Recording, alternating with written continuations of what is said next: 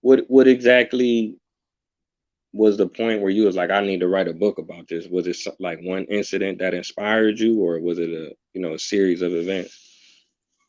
It it goes back to really my calling in life, but I had a dream, and I literally had a dream where I was handing somebody a book with my name on it, right? And this was before I had even changed my name, right? It was before my name was Ras Asan, right?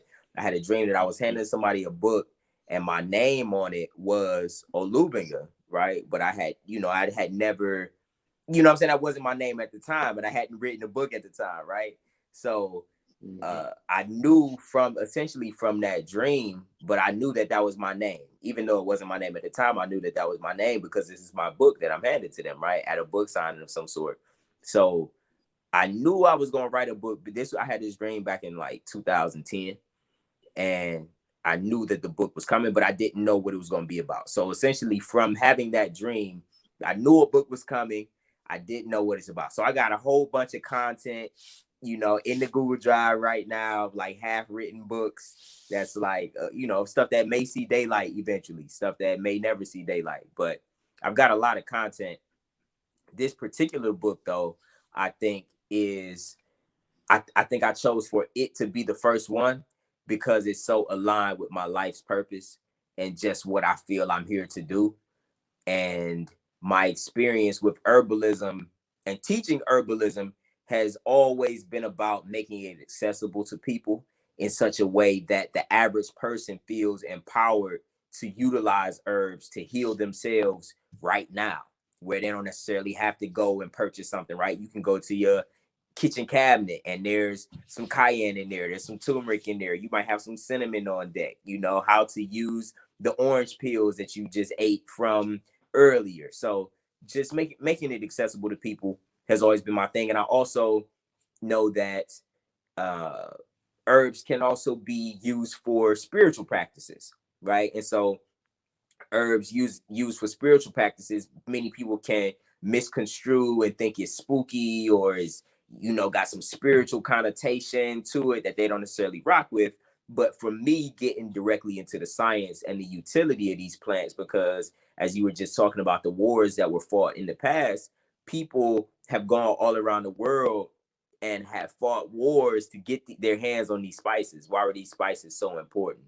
Why were these herbs so important that a man would sail halfway around the world and kill some people to get his hands on sugar or indigo or cotton, whatever the case is, right? And then we think about tobacco.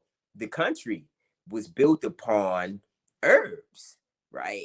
And what that whole process was like from a mass scale. So Healed I Hustle for me was is so many different things tied into it. But long story short, it's really the nexus of my entrepreneur career, but also getting people what my passion is in terms of plants and teaching about the power of plants that's at our fingertips that we can use. So that's really how I knew that it was coming out. It's kind of it was foretold in a dream. But then on the flip side, it's like, yeah, this got to come out right now because this is actually what I'm supposed to be doing. Wow, okay, man, that's powerful. You said so much, man. Thank you for sharing that, most For definitely. sure. For sure. Um, okay, now I wanted to ask you, you had spoke about your name.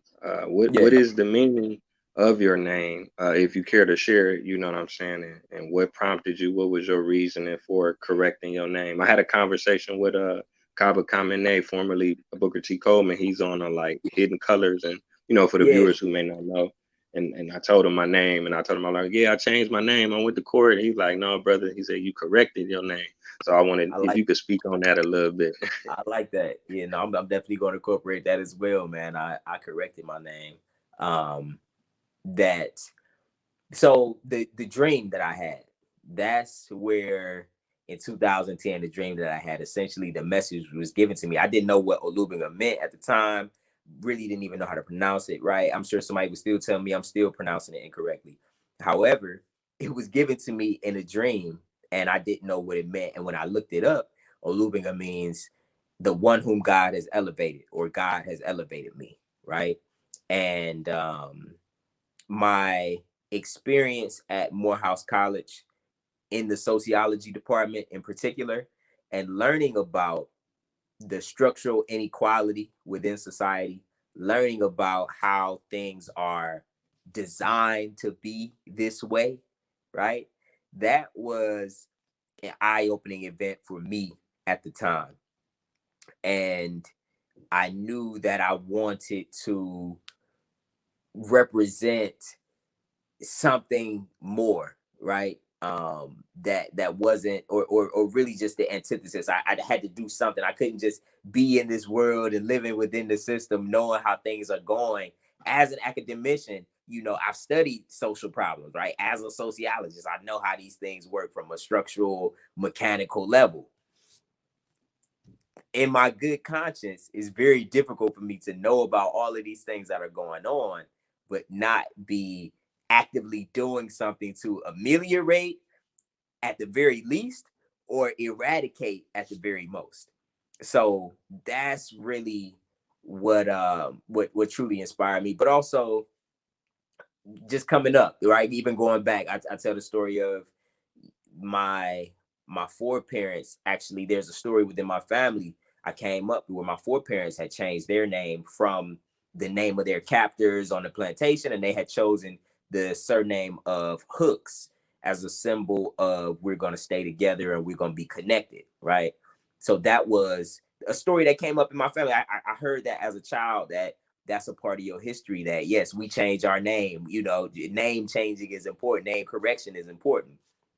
So that was a part of my history. And also coming up in the early 90s when Malcolm X had that resurgence, and coming up a fan of Muhammad Ali, coming up a fan of so many of my heroes had embraced Islam and had corrected their names. So that was another piece of my childhood that kind of came. But I never really was a fan of my given name off top, just to keep it G with you. So I was excited about correcting, the first and the middle name. Especially, I chose those names. Ras Asan means, of course, chief or head or supreme.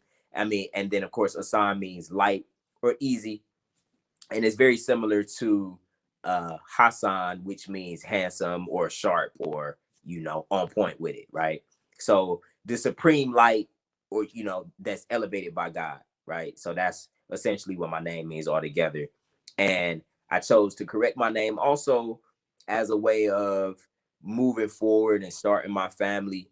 I didn't want to give my wife and children a name that was from some captors and just that had that whole history attached to it. So starting something new, it was important for me to make that correction. And of course, right, shout out to my birthday being on the second day of Kwanzaa, which is of course the principle of the Kuji Chagalia, self-determination. So I think it's empowering for me to be able to choose my destiny in that way and to represent that everywhere I go, and to have people, attach those particular vibrations to my destiny. Wow, wow, definitely, King. That's powerful.